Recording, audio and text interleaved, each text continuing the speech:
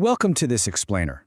Today, we're unpacking the monumental journey of India's independence, tracing the incredibly long and difficult struggle against nearly 2 centuries of British colonial rule.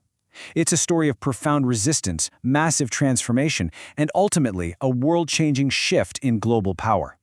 When we talk about this event, we're talking about the destiny of hundreds of millions of people literally changing overnight.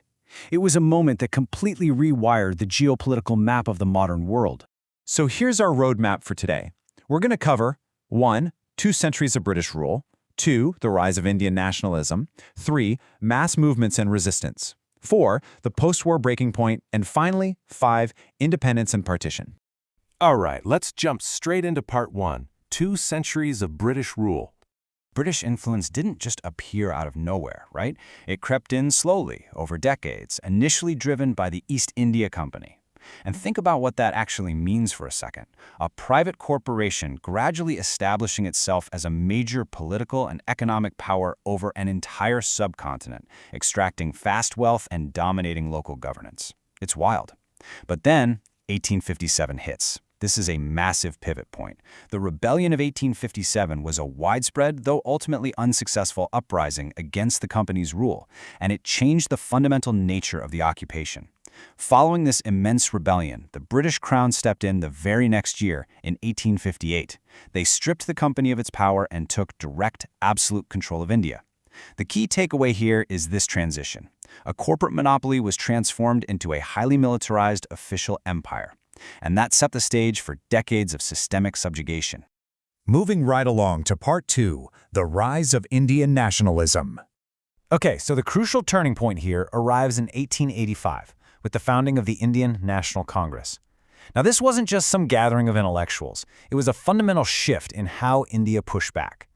Before this moment, resistance against the British was kind of scattered, you know? It was localized, regional, disjointed. I mean, it's incredibly hard to organize millions of people across a vast, diverse geography without a central hub. Well, the Indian National Congress became that hub.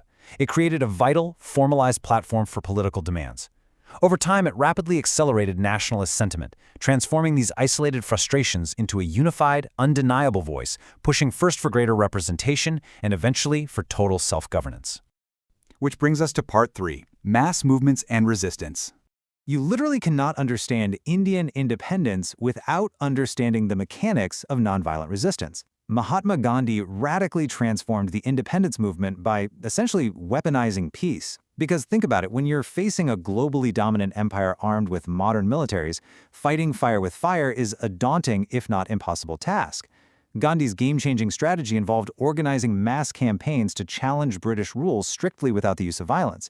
He mobilized the masses to simply stop cooperating with the systems of their own oppression. What this brilliant strategy did was shift the push for freedom out of elite political halls and right into the hands of millions of ordinary citizens. It made the sheer volume of resistance entirely impossible for the British to police or contain. And you can see how Gandhi's strategy systematically dialed up over the decades. First, you have the non-cooperation movement in the 1920s setting the stage, urging Indians to just withdraw from British institutions, schools, and courts. Then it steps up a notch into the civil disobedience movement in the 1930s. This is the one famous for acts like the Salt March, where citizens directly and very publicly broke unjust colonial laws. Finally, reaching an absolute boiling point, we see the Quit India movement in 1942, demanding an immediate end to British rule altogether. Each deliberate step brought more and more millions of Indians directly into the struggle. Just imagine the logistical nightmare for the colonial government, entire cities shutting down through strikes and boycotts. It created this overwhelming, undeniable wave of pressure that severely crippled the British administration. But we also need to recognize that this was a wonderfully diverse and complex struggle. It wasn't solely Gandhi's movement, and honestly, it wasn't exclusively nonviolent either.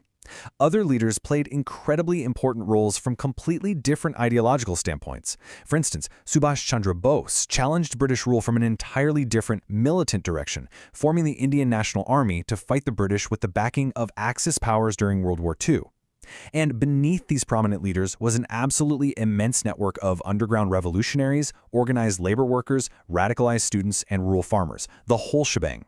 It was a multifaceted effort pushing from every possible angle, proving that the desire for freedom permeated every single layer of Indian society. Let's shift gears now to part 4, the post-war breaking point. By the end of World War II, a massive shift in global realities basically forced the issue of independence to a head. First, consider the situation back in London. Britain was victorious in the war, sure, but they were practically bankrupt. They faced severe economic and political difficulties at home. Rebuilding their own bombed-out cities had to take precedence, and maintaining a vast, restless empire thousands of miles away simply became impossible to afford or manage militarily. Meanwhile, on the ground inside India, political tensions were absolutely skyrocketing. The Indian National Congress advocating for a united India and the Muslim League demanding a separate nation for Muslims were fundamentally at odds. This friction over what the future political structure of the subcontinent should actually look like created a volatile, highly combustible atmosphere that the weakened British administration could no longer control. Faced with these overwhelming dual pressures from home and abroad, British leadership realized the status quo was entirely unsustainable. The empire was unraveling, fast. So in 1947, Lord Louis Mountbatten, the last Viceroy of India, stepped forward to announce a definitive, incredibly rushed plan to transfer power. The ticking clock was deafening. But crucially, it wasn't just a plan for independence. Recognizing the deep political divide between the Congress and the Muslim League, it was definitively announced as a plan for both independence and partition. And that leads us to our final section, independence and partition.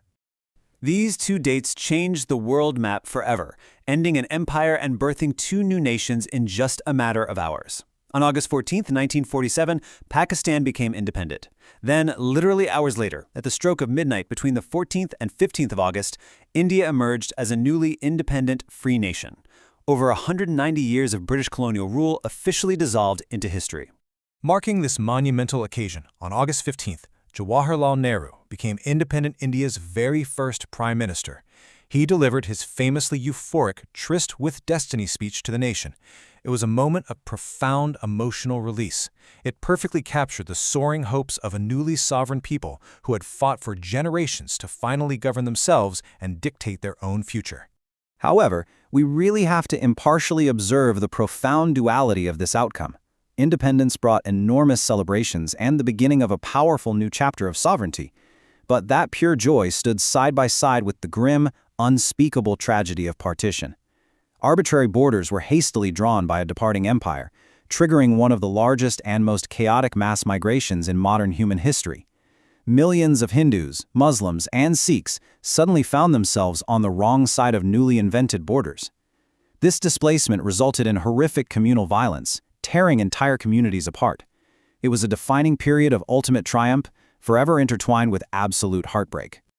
To wrap up this explainer, I want to leave you with a final, provocative thought. India's independence marked the end of nearly 2 centuries of British dominance, an incredible, historic achievement of mass mobilization and sheer resilience.